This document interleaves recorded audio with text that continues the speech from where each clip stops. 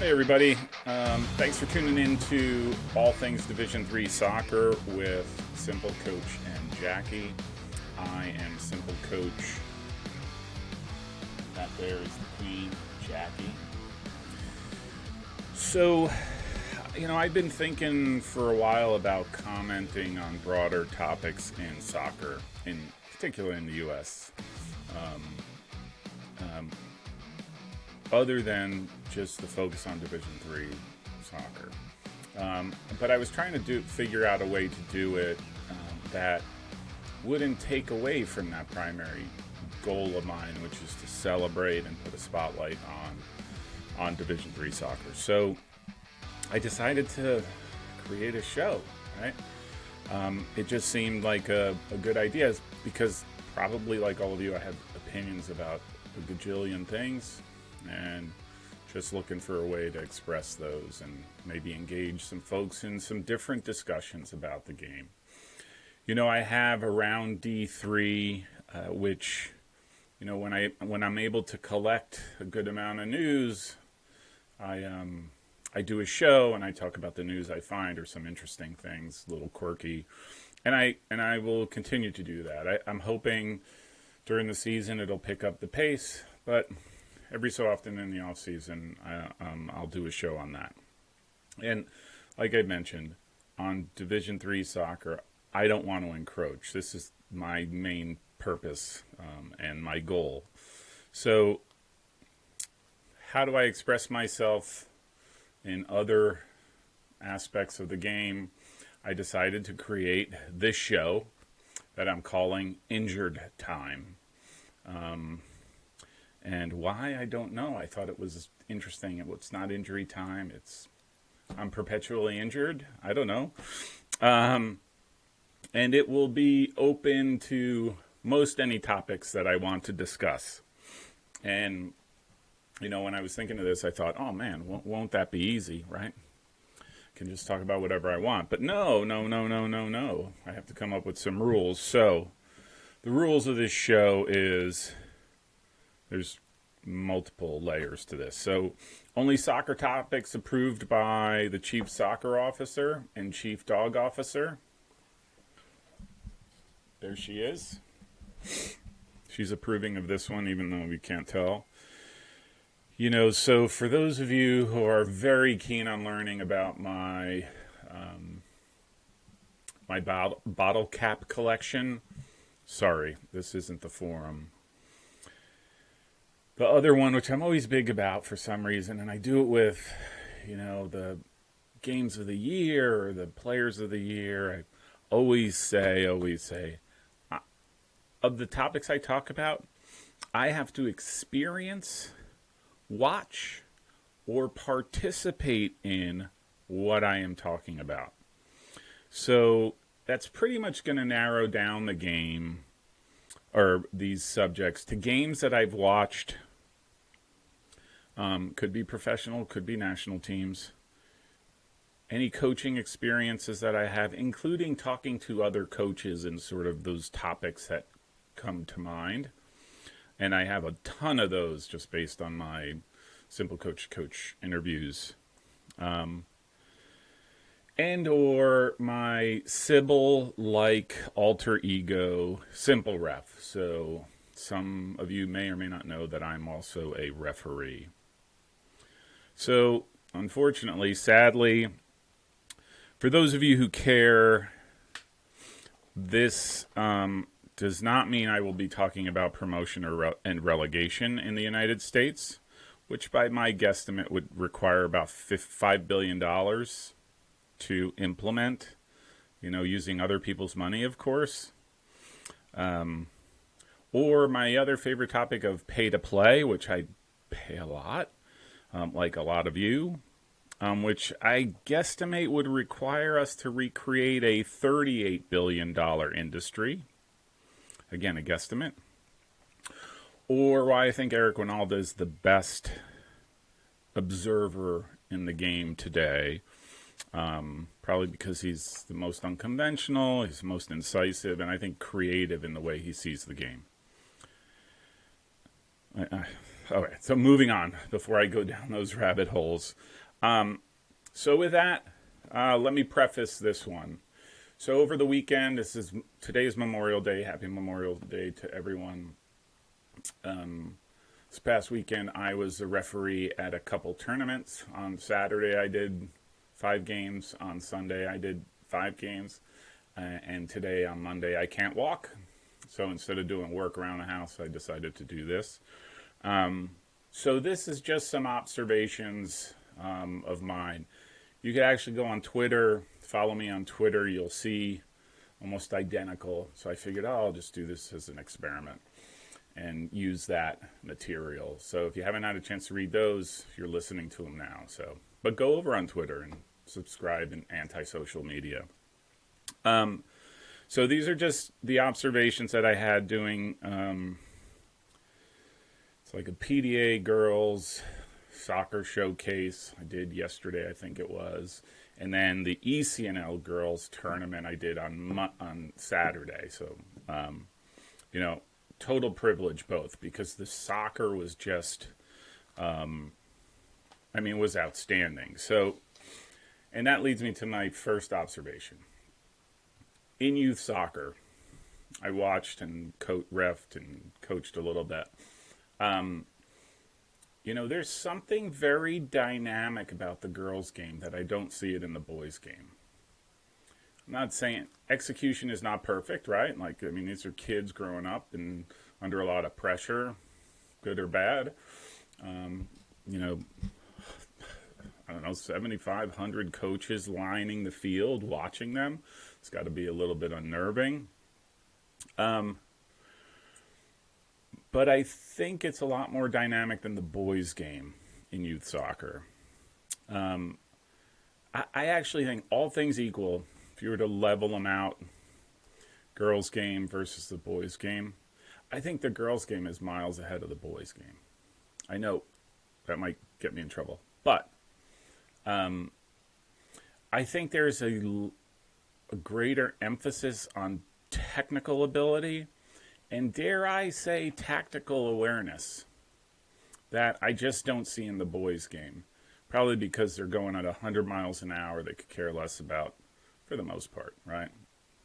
About the technical aspects, they're looking to, it becomes a little bit of a barroom brawl when boys play. So, and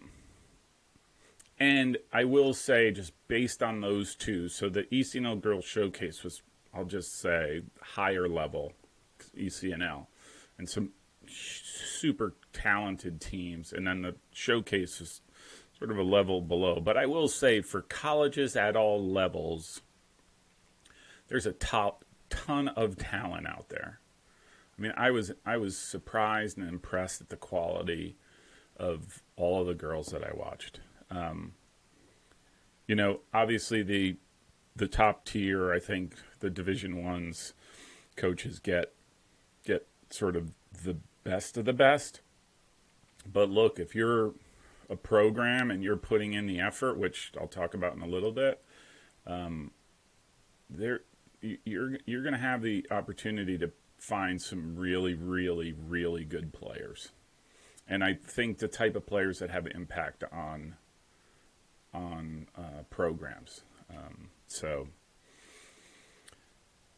I will say too that as a tournament, the ECNL girls tournament was masterclass, right? It was super well set up. They had tents for everybody. They had, the referees sat next to a table that had Gatorade and water, and we were in the shade. It was pretty cool to see, and it was seemingly really well run. They gave us, as referees, 30 minutes between games, which was fantastic, as opposed to yesterday's showcase where we had 10 if we were lucky between games. So the only thing I would throw in there, they served us Subway sandwiches. Maybe we can change that up a little bit. And maybe something different. I don't know. I don't know what that would be. But the Subway turkey sandwich and chips, kind of gets old after a while. But so this is a little bit more towards refs, because I noticed this both days, and I noticed the difference when in games where this occurred. I'm starting to think, right, that if refs in general showed a little bit more compassion, a little bit more excitement for the game, and you know what, kindness during the game. I know that sounds corny, like for a ref to do. You might see things that improve, And I've been in the middle of some pretty awful parent-coach experiences, but, I'm just trying to figure out different ways to sort that out. And I sort of discover that, if you talk to the parents as adults and you don't try to, snap at them for saying something, they have just as much investment in this as anyone else. So, their emotions are in there, and so are the players. And so if you just try to be somebody, be like, yeah, I understand, maybe that helps. I don't know if it will, but maybe it does. In my experience, if I can engage with the parents, and, I always, go over to the parents and, crack some sort of joke just to sort of lighten people up a little bit. It becomes a little bit more manageable. And I know that's contrary to everything that we get taught as reps, but I think it goes a long way. I got to believe I'm not the only one here, but, I watching some refs go out there, it is clearly adversarial from the coin toss. Right, where the ref is absolute, and the way that the ref communicates, and the way the ref communicates to the coaches, very absolute. I don't want to hear you talking. You don't talk to me. Like, those are the kind of words that some of these folks use, and so, I think as referees, it would be healthier, it would be better if we acknowledged that parents have an emotional investment and financial into their kids on the field. We can't ignore that. Coaches are emotionally invested in their team. We can't ignore that. And these kids are invested in the game, and there's a ton of emotion going on, especially if you get more and more competitive.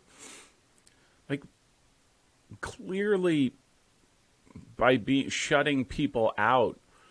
And I'm not saying you've got to talk to everybody and you got to have a discussion with everybody over things you agree with or disagree with. But if you're a little bit more compassionate and understanding, hey, parents, I get it.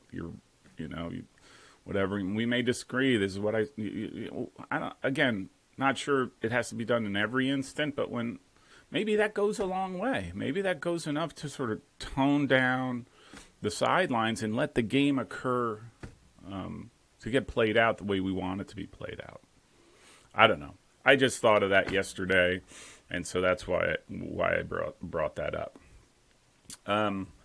Totally random, but there's no better way to play a soccer game than on a grass field. Plain and simple. If you've ever been to PDA in Zarephath, New Jersey, Pillar of Fire, used to be the church there. They have, I'll say 3. They have 3 turf fields, and then they have like 4 grass fields, and then they have another just down the road, another 10 soccer fields, grass, all grass, sod, beautiful, perfectly cut, short.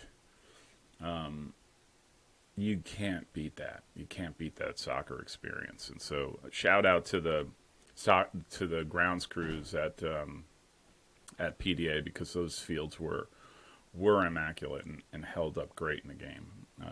It's funny though, right? Kids play so much.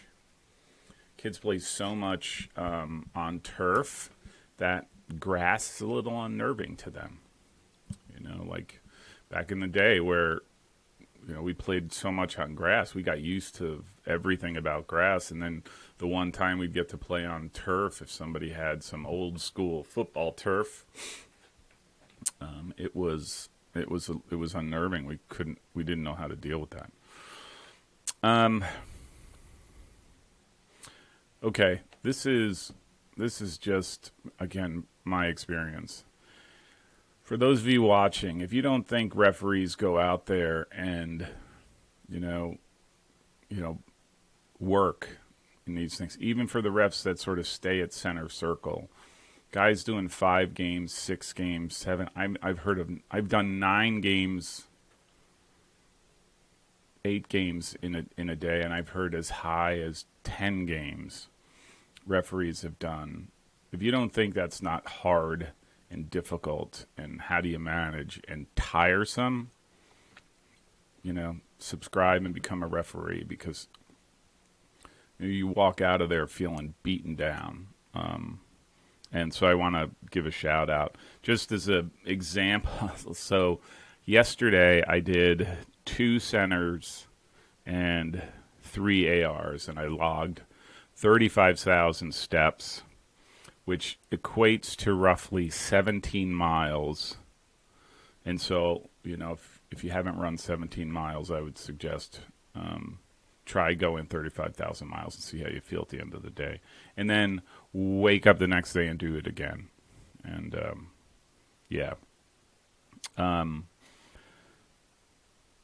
here's another thing about refs that I noticed, and this is more towards referees, but it would be good to acknowledge mistakes after a game, what have you. I blew a call, and I didn't realize it until after the game that I blew a call, where I called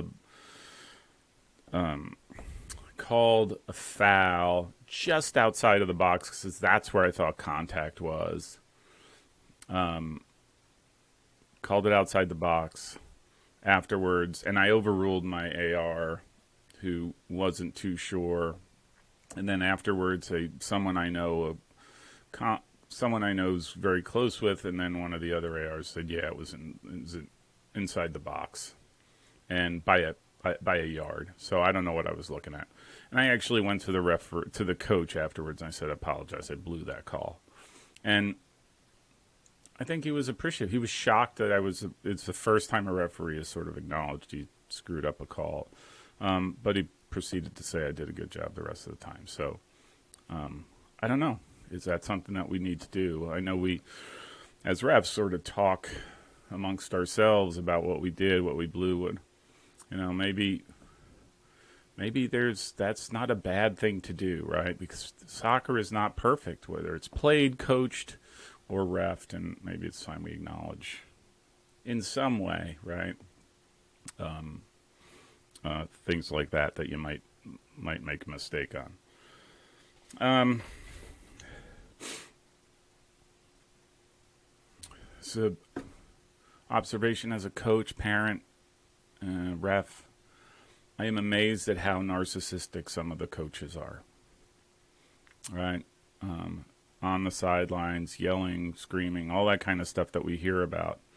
I think this one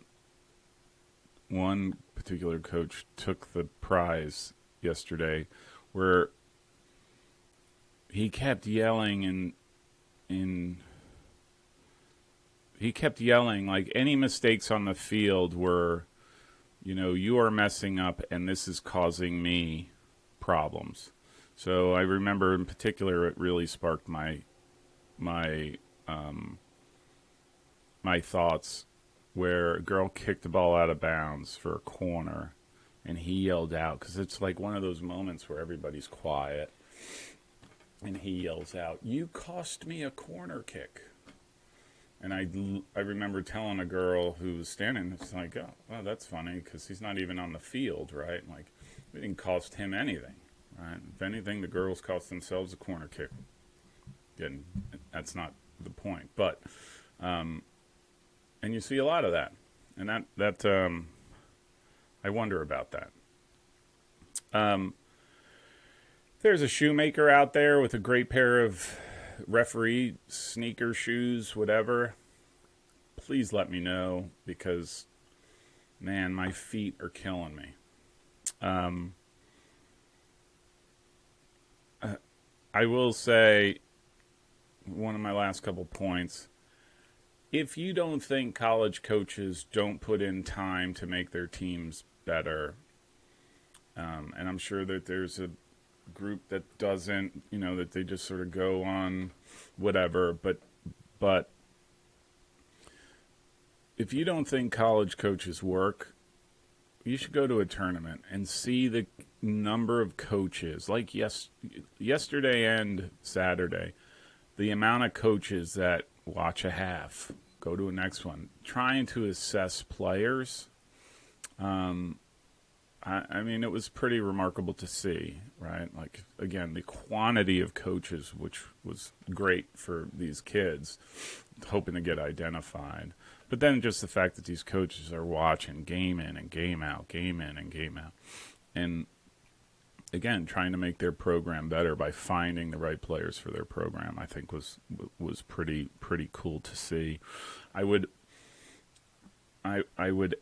add to that, conversely, look, there is a college coach out there for just about anybody who wants to play. I am convinced of that more than ever.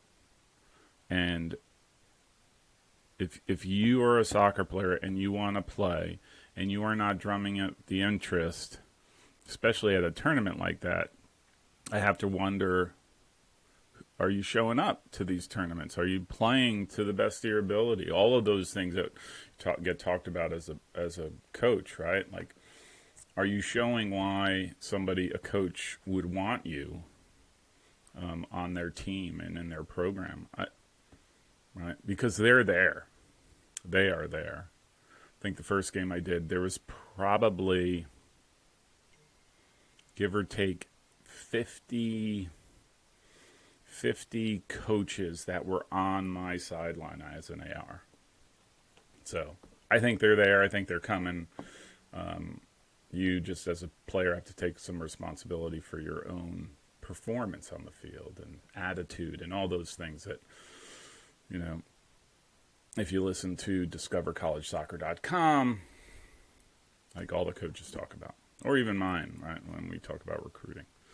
So with that, I'm just going to wrap up by saying, you know what, I feel kind of privileged that I had the opportunity to be among some great soccer players and some great soccer talent.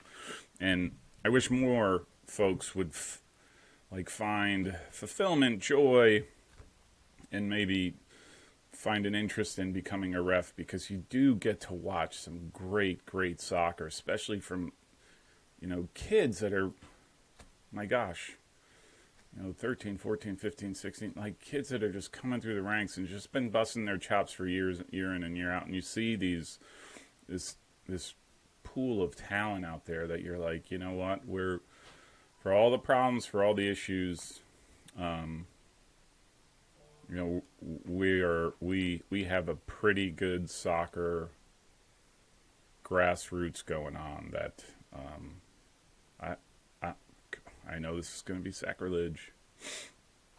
That is the envy, I would say, probably a lot of countries. So I know, right? Crazy. So with that, thanks for tuning in to this first episode of Injured Time. And when I get inspired, I shall do another one. If you feel the need for speed, feel free to comment down below. I'm always try to be responsive on emails. If you want to shoot me an email, by all means. All right, we'll talk soon.